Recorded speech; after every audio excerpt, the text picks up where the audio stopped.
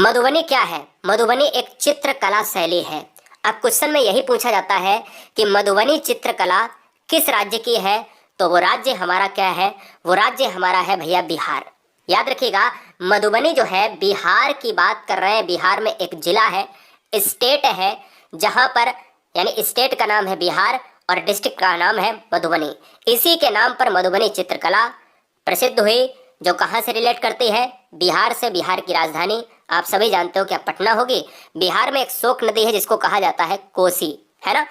अगर हम बात करें कि आगे देखें कि त्योहारों एवं खुशी के मौके पर यहाँ की जो दीवारें हैं, जो लोग मकान बनाते हैं, वो अपने अपने दीवारों पर एक अलग तरीके के रंगों से चित्र अंकित करते हैं। यही मधुबनी की खासियत है। क्वेश्चन यहाँ पर नहीं अभी खत्म हुआ है। क्वेश्चन यहाँ पर ये आता है, स्टेटमेंट में पूछता है कि मधुबनी के बारे में निम्नलिखित में से कौन कथन सही है, कौन कथन गलत है। ठीक है ना, या सभी सही है या ABC सही है। तो सुनिएगा, पूरी डिटेल आपको बता देता हूँ। मधुबनी जो चित्रकला है वो है खासकर बिहार राज्य से। मधुबनी में इस्तेमाल क्या होता है? मधुबनी में चावल का इस्तेमाल होता है। ये इंपॉर्टेंट फैक्ट है, पिछली बार पूछा गया था कि मधुबनी का जो घोल बनता है उसमें इस्तेमाल होने वाली चीज का नाम बताओ, तो पिसे हुए चावल का घोल बनाया जाता है और उसी में रंग मिला दिए जाते हैं। जैसे हरा रंग मिला दिया तो हरे रंग से चित्र बना दिए, या बहुत सारे रंग ऐसे मिला दिए जिनसे अच्छे अच्छे चित्र को दीवारों पर, आंगन में अंकित किया गया। क्लियर है? आगे बात करें, इन रंगों को बनाने के लिए नील, हल्दी, फूल, पेड़ों के रंग आदि का इस्तेमाल किया जाता है। मतलब पूरी तरीके से अगर देखा जाए तो प्रकृति का सौंदर्य झलकता है। क्लियर है? तो सारी चीजें, कॉन्सेप्ट एकदम से डाउट क्लियर होना चाहिए। अगर मैं आपसे बात करूं कि इन चित्रों की खासियत क्या है, इन चित्रों में इंसान को बनाया जाता है, जानवरों को बनाया जाता है, पेड़ को, फूल की बात करें, पंछी, मछलियां आदि जीव जंतुओं के साथ में यहाँ पर बनाए जाते हैं। ठीक है ना। तो मैं कह सकता हूँ कि इस चित्र की खासियत यह है कि चावल से बनाए जाते हैं, उनमें अलग अलग तरीके के रंग मिलाए जाते हैं, हल्दी इत्यादि चीज़ों को मिलाते हैं। चित्रों की बात करें, दीवारों पर, आंगन में इंसान, जानवर, पेड़, फूल आदि आदि चीज़ों के चित्र आपको अंकित मिलेंगे। कोई डाउट? क्लियर है? अब बात यहाँ पर नहीं थम जाती है। अब हम थोड़े से कॉन्सेप्ट से अलग हटते हैं। 50 कॉन्सेप्ट हम देखेंगे, टॉप 50 वन लाइनर कॉन्सेप्ट देखेंगे। एक एक कॉन्सेप्ट को दिमाग में रख लेना है। ठीक है ना। लगभग हम 8-9 कॉन्सेप्ट देख चुके होंगे। अब देखो, क्वेश्चन में यहाँ पर पिछली बार ये भी पूछा गया था कि ये बताओ कचनार के फूलों की सब्जी किस राज्य की प्रसिद्ध सब्जी है। और पिछली बार ये भी आया था कि नारियल के लिए कौन सा राज्य प्रसिद्ध है, तो आप सभी जानते हो केरल वाला पार्ट। ठीक है। कॉफी के लिए पूछे तो आप कर्नाटक मारिएगा, और केरल में पूछे तो आप मारिएगा नारियल, और असम में पूछे तो आप मारिए चाय। क्लियर है ना? कॉन्सेप्ट क्लियर होना चाहिए। और कचनार के फूलों की बात करें तो कचनार के फूलों की सब्जी जो है किस राज्य की प्रसिद्ध सब्जी है, वो है उत्तर प्रदेश की। राजधानी है लखनऊ। नवाबों का शहर भारत की राजधानी एक ही है, जो उत्तर प्रदेश की राजधानी है लखनऊ। क्लियर है? आगे बात करें, अगर कचनार के फूलों की सब्जी उत्तर प्रदेश में बनाई जाती है तो केले की फूलों की सब्जी किस राज्य में बनाई जाती है, तो याद रखना है का से केले और का से केरल। केरल में केले की फूल की सब्जी। क्लियर है ना? कॉन्सेप्ट क्लियर करो भैया। मैं बार बार इस चीज को यहाँ पर नहीं बताऊंगा, नहीं तो आप सभी ये कहो कि सर ने पढ़ाया तो था लेकिन एग्जाम हॉल में कंसंट्रेशन मेरा भंग हो गया। केले की फूल की सब्जी अगर पूछे तो किस राज्य की प्रसिद्ध सब्जी है, वो है केरल की। कचनार के फूलों की सब्जी कहाँ है? उत्तर प्रदेश में। ठीक है ना? बहुत बढ़िया। आगे बात करें, अब यहीं पर एक और पार्ट आ जाता है NCERT बेस्ड में, जो पिछली बार यानी 2 साल पहले पूछा गया था। सहजन के फूलों के पकौड़े किस राज्य के प्रसिद्ध हैं? अब बताओ। अब बहुत सारे बच्चे महाराष्ट्र से होंगे तो महाराष्ट्र वाले बच्चे तो मार सकते हैं, लेकिन एक बच्चा जम्मू कश्मीर में बैठा है, एक यूपी में बच्चा बैठा है, एक बिहार में बच्चा बैठा है, तो उनकी बात करें, क्योंकि सीटेट एग्जाम की बात करें तो ये तो सभी बच्चे एक ही दिन एक ही समय पर देते हैं। लेकिन अगर हम कह दें कि महाराष्ट्र में बैठा बच्चा इसको ज्यादा पता होगा, लेकिन अगर मैं कह दूं कि यूपी में, अच्छा यूपी में बहुत सारे बच्चे यूपी का एग्जाम देने जा रहे होंगे लेकिन उनको कचनार की बात नहीं पता होगी, ये 100% मैं दावे के साथ कह सकता हूँ। ठीक है, दावे के साथ कह सकता हूँ। तो इस चीज को भी याद रखें। सहजन के फूल के पकौड़े कहाँ पर बनाए जाते हैं? महाराष्ट्र में। यहाँ पर हम 2 पॉइंट आगे देखेंगे, फिर हम चलेंगे नेक्स्ट पॉइंट पर। यहाँ पर गुलदावरी जीनिया से रंग, यानी रंग की बात करें, रंग कहाँ पर बनाए जाते हैं? गुलदावरी जीनिया से रंग भी बनाए जाते हैं। महाराष्ट्र की बात कर रहा है दोस्तों। और यहाँ की बात करें तो रंगों से जो रंग बनते हैं उनसे कपड़ों को रंगा जाता है। नीला जीन्स, पीला जीन्स, नीली शर्ट, पीली शर्ट, आपने देखा होगा, है ना? सिंपल सी बात है। उत्तर प्रदेश का एक राज्य, एक जिला है, डिस्ट्रिक्ट है, यानी भारत का एक राज्य जिसका नाम है उत्तर प्रदेश, उसमें एक जिला है कन्नौज।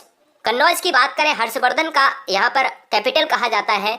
और कन्नौज जिले में इत्र बनता है। याद रखिएगा, कन्नौज जिला इत्र के लिए प्रसिद्ध है। और इसी कन्नौज में इस इत्र से क्या बनता है? केवड़ा बनाया जाता है। क्या? केवड़ा बनाया जाता है। ये भी आपको याद रखना है। बहुत सुगंधित होता है।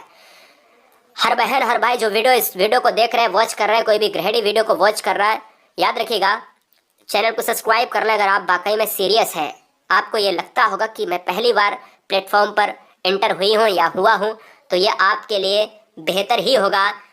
पहली बार का मतलब है ज़बरदस्त तरीके से आपने वीडियो एंटर किया और आप सही जगह पर आए हैं, क्योंकि फालतू मैटर यहाँ पर पढ़ाया नहीं जाता। अब हम बात करेंगे, क्योंकि नेक्स्ट पॉइंट एनसीईआरटी में आपने खूब अपने एग्जाम में देखा होगा, अपने पेपर में उठा के देखा होगा, प्रीवियस ईयर पेपर में हाथियों से प्रश्न आते हैं। अब हाथियों के बारे में 7 से 8 फैक्ट आपको जानने बहुत जरूरी हैं, क्योंकि इस बार भी हाथी से क्वेश्चन मिलेगा। बोले सर कैसे? मैंने कहा यार देखो, हाथी यानी बोले तो एलिफेंट, एक बड़ा हाथी एक दिन में 100 किलो से ज्यादा पत्ते और झाड़ियां खा लेता है। अब आप कहोगे ये बच्चों वाली बात क्या बता रहे हो, क्या ये सीटेट में आता है? पिछले सेशन की बात करें, पिछली बार जो एग्जाम में हुआ था उसमें हाथियों से क्वेश्चन आया था कि हाथियों के बारे में कौन सा कथन सही है। हाथियों के बारे में कौन से कथन सही है? हाथियों के बारे में तभी आप ABC या BC या ABCD सभी विकल्प सही कर सकते हो जब तक आपको हाथियों के बारे में पूरी तरीके से नॉलेज ना हो। तो सबसे पहले हाथियों के बारे में 7 से 8 पॉइंट में नॉलेज ले लेते हैं। एक बड़ा हाथी एक दिन में 100 किलो से ज्यादा पत्ते और झाड़ियां खा लेता है। कंडीशन क्या है? बड़ा हाथी है, बच्चा नहीं है, ठीक है ना? हाथी बहुत कम आराम करता है। बहुत जबरदस्त क्वेश्चन है, लेकिन हम लोग क्या कहते हैं, सोचते हैं कि हाथी तो तगड़ा है, मोटा है और एकदम से वो आराम करता होगा, सोता ज्यादा होगा। ऐसा बिल्कुल नहीं है। ये स्टेटमेंट आपके सीटेट एग्जाम में जरूर रखा जाता है। हाथी बहुत कम आराम करता है, ज्यादा नहीं करता है। याद रखिएगा, हाथी केवल एक दिन में 2 घंटे ही सोता है, 2 से 4 घंटे, ज्यादा से ज्यादा 4 घंटे। अब आप समझ सकते हो कि 24 घंटे में बंदा 2 से 4 घंटे, अगर आप में से कोई सोएगा, हम सोएंगे, तो शरीर क्या है ना, धुआं निकाल देगा, धुआं निकल जाएगा शरीर का। तो मैं कह सकता हूं कि हाथी में ये चीजें हैं जो कम सोता है, कम आराम करता है। हाथी के बारे में अदर फैक्ट क्या है कि हाथी को पानी और कीचड़ में खेलना बहुत पसंद है। बिल्कुल बात अच्छी है, क्योंकि उनके शरीर को ठंडक मिलती है, चमड़ी उनकी मोटी होती है, इसलिए उनको गर्मी ज्यादा लगती है। याद रखिएगा, ठीक है। अगला पॉइंट ये है, ये दोनों पॉइंट पूछे गए एग्जाम में है, 3 साल पहले भी पूछे गए थे, पिछली बार भी हाथी से क्वेश्चन आया था कि हाथी के कान पंखे जैसे होते हैं। बिल्कुल बात सही है। गर्मी लगने पर हाथी अपने कान हिलाकर हवा कर लेता है। ये प्रकृति के द्वारा प्रदत्त चीजें हैं हाथी को। ये स्टेटमेंट बिल्कुल सही है। 3 महीने के हाथी का वजन 200 किलोग्राम होता है। ये बात बहुत जबरदस्त तरीके से 2011 के एग्जाम में स्टेटमेंट में रखा गया था। अच्छी तरीके से इसको याद रख लें। हाथियों के बारे में जब क्वेश्चन आते हैं, थोड़े से कठिन क्वेश्चन पूछता है, तो 5 फैक्ट आपको और याद कर लेना है जो हाथियों के झुंड से आते हैं। झुंड, ध्यान दीजिएगा, मैंने ऊपर हाथी की डिटेल दी है, लेकिन यहाँ पर हाथी का झुंड है। हाथी के झुंड से क्वेश्चंस बनेंगे। स्टार बना के कुछ पॉइंट लिख लेना अपनी कॉपी में, हमेशा के लिए काम आएंगे। हाथी के झुंड में केवल हथनियां और उनके बच्चे ही रहते हैं। ध्यान दीजिएगा, हाथी का झुंड जो होता है उसमें कभी भी 2 मेल, मतलब बड़े बड़े मेल या 4 मेल या 10 मेल हाथी नहीं रह सकते। हथनियां ही और उनके बच्चे रहेंगे, और ये बच्चे जैसे ही बड़े हो जाएंगे वो अलग अलग हो जाते हैं, अलग अलग हो जाते हैं। कंडीशंस क्या है झुंड की? केवल हथनियां और उनके बच्चे। जैसे एकल परिवार जो होता है, माता पिता और उनके बच्चे, ऐसे ही हाथी के झुंड की कंडीशन भी ये वाली है। झुंड की अगर हम बात करें तो सब नेता कौन होता है झुंड का? तो झुंड का नेता जो होता है, यानी झुंड की सबसे बुजुर्ग हथनी ही पूरे झुंड की नेता होती है, क्योंकि मेल तो हाथी के झुंड में होते ही नहीं है, ऊपर वाले स्टेटमेंट में अभी मैंने पढ़ाया है ना। सिंपल सी बात भैया, अगर हथिनी ही होती हैं और उनके बच्चे होते हैं तो नेता भी कहीं ना कहीं एक बड़ी हथिनी ही होगी। यह बात तय है, तय ही नहीं 101% सही है। तो फिर भैया लाइक वाइक कर लेना और सब्सक्राइब कर लेना, क्योंकि केवल मुद्दे की बात होती है गुरुजी वर्ड एग्जाम स्टडी। और याद रखना है दोस्तों, हमने अपने दिल पर पत्थर रखा है इसलिए क्योंकि एग्जाम आपका पास में था, ठीक है ना। याद रखिएगा, आप बहुत सारे बच्चे कह रहे होंगे कि सर ये क्या करें, हमने अपने पिता को अभी खोया है। जो नए बच्चे होंगे वो सभी जानते होंगे, आप पुराने बच्चे होंगे सभी जानते होंगे, हमने अभी पिता को अपने आंखों के सामने अपने हाथों में खोया है। बहुत कम उम्र में खोया, इसलिए वीडियो बनाने का कोई भी सवाल ही नहीं उठता था। लेकिन हमने आपसे वादा किया था, लेकिन वो अनहोनी हो गई भैया। कोई बात नहीं, चलिए कोई बात नहीं। हाथी के एक झुंड में 10 से 12 हथनी हैं और बच्चे होते हैं, ठीक है। ये बात आपके दिमाग में रखना है, दिमाग अपना खोल के रखना, ये स्टेटमेंट बहुत इंपॉर्टेंट है। हमने अपने फादर को 55 ईयर एज में हमने खो दिया है। 55 साल के मेरे पिताजी थे, आप समझ सकते हो ना। मुझे अभी क्या हुआ, मुझे इतना ज़्यादा परेशानियों का सामना करना पड़ेगा कि आप समझ नहीं सकते हैं। इतना ज़्यादा बोझ आएगा हमारे ऊपर कि हम आपसे क्या बयां करें, आगे बात करें। चलिए आगे देखिएगा, पॉइंट की बात करें कि 14 से 15 साल तक के हाथी झुंड में रहते हैं, उसके बाद फिर वह झुंड छोड़ देते हैं। कंडीशन नंबर नेक्स्ट, ये वेरी वेरी मोस्ट इम्पोर्टेंट है। 14 से 15 साल तक के हाथी झुंड में रहते हैं, याद रखिएगा, क्योंकि मेल जो होता है वो रहता ही नहीं है, यानी फिर वह झुंड जो है छोड़ देगा। ये कंडीशन मैंने ऊपर अभी आपको बताई। हाथी परेशानी आने पर एक दूसरे की मदद करते हैं। आपने अपनी वीडियोस भी देखी होंगी, कई बार आपने यूट्यूब पर वीडियो देखी होंगी, कई बार आपने जंगल सफारी को भी देखा होगा, टीवी पर देखा होगा। अगर हाथी के बच्चे अगर गिर जाते हैं किसी गड्ढे में तो उनको निकालने के लिए बड़े बड़े हाथी उनकी सहायता करते हैं।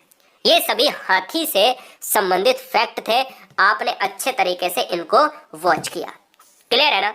आगे बात करें, हमने खेजड़ी वृक्ष के बारे में आपको पहले बताया है, लेकिन क्वेश्चंस यहाँ पर थोड़े से बनेंगे। क्वेश्चंस ये बनेंगे कि ये बताओ कि राजस्थान जोधपुर और खजेडली गांव ये क्या है। यहाँ से क्वेश्चंस बनते हैं। आपसे अगर क्वेश्चन में ये पूछा जाए कि ये खजेडली गांव किस राज्य का हिस्सा है, तो ये खजेडली गांव जो है आपका राजस्थान का हिस्सा है।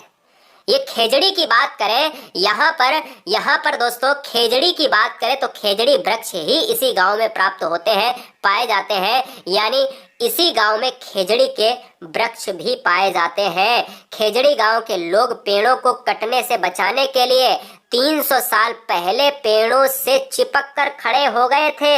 याद रखिएगा, जैसे चिपको आंदोलन आपका हुआ था उत्तराखंड में, तो यही वाला पार्ट है दोस्तों। क्योंकि यह जो खेजड़ी वृक्ष है ना, ये रेगिस्तान की क्या है, जीवन रेखा है। और रेगिस्तान इलाके में यानी राजस्थान इलाके में खेजड़ी वृक्ष पानी का स्रोत होते हैं। खेजड़ी वृक्ष की हमने आपको बताई थी कि खेजड़ी वृक्ष राजस्थान का राष्ट्रीय वृक्ष है, जिसको राज्य वृक्ष कह सकते हैं आप। राजस्थान का राज्य वृक्ष अगर क्वेश्चन में पूछा जाए तो खेजड़ी है। और खेजड़ी किसका स्रोत है, पानी का स्रोत है। खेजड़ी की जड़ें कितनी लंबी होती हैं, जब तक वो नीचे वाटर लेवल को टच ना कर जाए, इतनी लंबी होती है। राजस्थान का इलाका कौन सा है, राजस्थान का इलाका ये है। और राजस्थान के इसी इलाके में यानी राजस्थान के जैसलमेर पार्ट से लेकर पूरे राजस्थान, चाहे वो राजस्थान का जयपुर हो, जोधपुर, उदयपुर हो, चाहे वो जैसलमेर हो, कोई भी पार्ट ऐसा है जहां पर खेजड़ी पाए ही जाएंगे, चाहे कम मात्रा में या ज्यादा मात्रा में। आज 300 साल के बाद यहाँ के लोग जो बिश्नोई कहलाते हैं, यानी बिश्नोई आंदोलन इसी के आधार पर आधारित था। अगर क्वेश्चन में पूछा जाए बिश्नोई आंदोलन किससे संबंधित था, तो पर्यावरण से संबंधित था। पेड़ों और जानवरों की रक्षा करते हैं कौन, बिश्नोई संप्रदाय के लोग। रेगिस्तान में होते हुए भी यह इलाका हरा भरा है, जानवर बिना किसी के डर के इधर उधर घूमते हैं। तो मैं कह सकता हूँ जो जानवर हैं वो कोई भी डर नहीं यहाँ पर महसूस करते हैं और हमेशा आराम से रहते हैं। किस लिए हरा भरा लगता है, क्योंकि खेजड़ी के वृक्ष है। रेगिस्तान होते हुए भी, रेगिस्तान है फिर भी पानी है, बोले स्रोत क्या है, खेजड़ी के वृक्ष है, वो पानी देंगे। जी हाँ, क्योंकि उसकी जड़ें बहुत लंबी जाती नीचे तक। आगे बात करें, सवारी से प्रश्न आते हैं तो हम प्रश्न यहाँ पर 3 डाउट आपके क्लियर करेंगे। क्या, 3 डाउट आपके क्लियर करेंगे। बोले कैसे? सवारी से प्रश्न आते हैं। सवारी का मतलब क्या कि क्वेश्चन में ये पूछा जाता है बल्लम किस राज्य से संबंधित है, बल्लम क्या है, कहां पर बल्लम यूज होता है। बोले सर कैसे? अब दक्षिण भारत के बच्चे जो है सीटेट एग्जाम को अगर कोई केरल वाला बच्चा अगर दे रहा है तो उसके लिए तो क्वेश्चन सिंपल हो जाएगा। और यहीं पर अगर मैं मध्य प्रदेश की बात कर दूं, राजस्थान की बात कर दूं, या बिहार, राजस्थान, उत्तर प्रदेश, झारखंड की बात कर दूं तो बच्चा परेशान हो जाएगा। तो सुनिए, बल्लम क्या है? बल्लम केरल में नदी पार करने के लिए प्रयोग किया जाता है। बल्लम लकड़ी से बनी छोटी नाव होती है। अब यहाँ पर एक डाउट क्लियर हो गया कि बल्लम जो क्या है वो एक नाव है। बल्लम है क्या? एक नाव है। बल्लम किसकी बनी होती है? लकड़ी की बनी होती है। और बल्लम किस राज्य में यूज होती है? केरल यूज होती है, केरल में। केरल की राजधानी क्या है? केरल की राजधानी है तिरुअनंतपुरम है। केरल में पिछली बार क्वेश्चन था कि नारियल कहाँ पर पाए जाते हैं, तो नारियल केरल में पाए जाते हैं। केरल में ही बल्लम का यूज होता है। बल्लम का दूसरा नाम क्या है? नाव है। और बल्लम की बात करें तो अपने यहाँ नाव कहते हैं, बल्लम को केरल में, नाव को केरल में बल्लम कहा जाता है। सिंपल सी बात है, कॉन्सेप्ट क्लियर। ऊंट गाड़ी। अब ऊंट गाड़ी तो बहुत सिंपल है कि ऊंट गाड़ी यानी वहीं चलेगी जहां पर मरुस्थल में ऊंट पाए जाते हैं। राजस्थान में एक जगह से दूसरे जगह पर जाने आने के लिए एक साधन का प्रयोग होता है जिसका नाम है ऊंट गाड़ी है, यानी आसानी से यह रेत में चल सकते हैं। यह बात आप अपने दिमाग में रख लीजिएगा साहब। क्लियर है? क्लियर है ना? कॉन्सेप्ट क्लियर होना चाहिए। बात बाकी दुनिया कहाँ जा रही है हमें कोई मतलब नहीं, कॉन्सेप्ट क्लियर होना चाहिए साहब, है ना? बहुत बढ़िया। चलिए आगे हम बात करेंगे। हम कुछ क्रांतियों पर नजर डाल लेते हैं और वीडियो को खत्म करते हैं। हम लास्ट के 7 से 8 क्रांतियों को देख लेते हैं, ठीक है ना? यानी 1 मिनट के अंदर हम कुछ क्रांतियों को देखेंगे जहां से डायरेक्ट क्वेश्चन कॉन्सेप्ट में पूछ सकता है। देखिए, वीडियो को लाइक नहीं आपने किया है, कोई बात नहीं। सब्सक्राइब आपने नहीं किया है, कोई बात नहीं। हम राष्ट्र हित में शिक्षा देते हैं। हर बहन हर भाई सिलेक्शन होने के बाद मुझे कमेंट जरूर करें, अपना एड्रेस कमेंट करें और हम आप सभी को एक साथ में कहीं पर बुला लेंगे। ज़बरदस्त तरीके से बेहतरीन एक माहौल क्रिएट करेंगे। कहीं ना कहीं आपकी ज़िंदगी संभल जाएगी मेरे लाल, अगर आप एक सरकारी जॉब ले लेते हैं। तो जुड़े रहना हमारे साथ, चाहे आप सब्सक्राइब करें या ना करें। क्या है, दिल से दिल जुड़ने चाहिए। पैसा कोई भी बहुत छोटी चीज़ है मेरे लिए, बहुत छोटी चीज़ है, समझ रहे ना? पैसा हर चीज़ नहीं होती मेरे लाल। अगर हम कृषि क्रांति की बात करें तो कृषि क्रांति क्या है? हरित क्रांति की बात करें तो हरित क्रांति किससे संबंधित है? खाद्यान्न उत्पादन से संबंधित। श्वेत क्रांति किससे संबंधित है? दुग्ध उत्पादन से संबंधित है। यानी अगर क्वेश्चन में पूछा जाए कि कृषि क्रांतियों में श्वेत क्रांति किससे संबंधित है? दुग्ध उत्पादन से। अगर क्वेश्चन में ये पूछा जाए नीली क्रांति किससे संबंधित है, तो मत्स्य उत्पादन से संबंधित है। अगर क्वेश्चन में ये पूछा जाए कि यह भूरी क्रांति किससे संबंधित है, तो आपको याद रखना है उर्वरक उत्पादन से संबंधित है। आपने देखा होगा जब आप डीएपी एनपीके वगैरह खाद डालते हो तो ये उर्वरक कैसी होती है? भूरी होती है। मछलियां लगभग कैसी दिखती हैं? नीली दिखती हैं। दुग्ध कैसा दिखता है? दुग्ध कैसा दिखता है? सफेद दिखता है। ये ट्रिक है। खाद्यान्न में ये चावल आवल कैसे होते हैं? हरे भरे होते हैं। ये गन्ना न क्या है? हरे भरे होते हैं, ठीक है। अगर हम रजत क्रांति की बात करें तो रजत एक कलर होता है ना? रजत तो मैं कह सकता हूँ कि ये अंडा उत्पादन, ग्रे कलर, जिसको हम कहते हैं ग्रे कलर, तो ये अंडा उत्पादन हो गया। तिलहन का रंग कैसा होता है? पीली क्रांति किससे संबंधित है? क्वेश्चन में आ जाए तो तिलहन उत्पादन हो गया। कृष्ण क्रांति बायोडीजल उत्पादन। कृष्ण माने काला, डीजल कैसा होता है? काला होता है। सिंपल सी बात हो गई, है ना? कृष्ण का, भगवान कृष्ण जी का कलर कैसा था? श्यामला था। श्यामला को मैं कह सकता था कि भाई काला, है ना? क्लियर है, बहुत बढ़िया। लाल क्रांति कैसा है? लाल क्रांति की बात करें, लाल क्रांति किससे संबंधित है? टमाटर कैसा होता है? लाल होता है। मांस कैसा होता है? लाल होता है। तो भाई यहाँ पर ये हो जाएगा। गुलाबी क्रांति झींगा मछली हो जाएगा। बादामी क्रांति मसाला उत्पादन। और यहाँ पर लास्ट स्टेज की बात करें तो 2 क्रांतियां बचती हैं। एक है आपका सुनहरी क्रांति, फल उत्पादन से, जैसे आम अगर पक जाता है तो फिर क्या हो जाता है? स्वर्ण हो जाता है, सोने जैसा। और अमृत क्रांति की नदियां अगर बहा दो तो भाई सिंपल सी बात है, अमृत की नदियां, नदी जोड़ो परियोजना। कितनी जबरदस्त ट्रिक हो गई। तो हमने सारे पॉइंट को, फैक्ट को बेहतरीन तरीके से क्लियर किया है। क्या हमने सारे फैक्ट को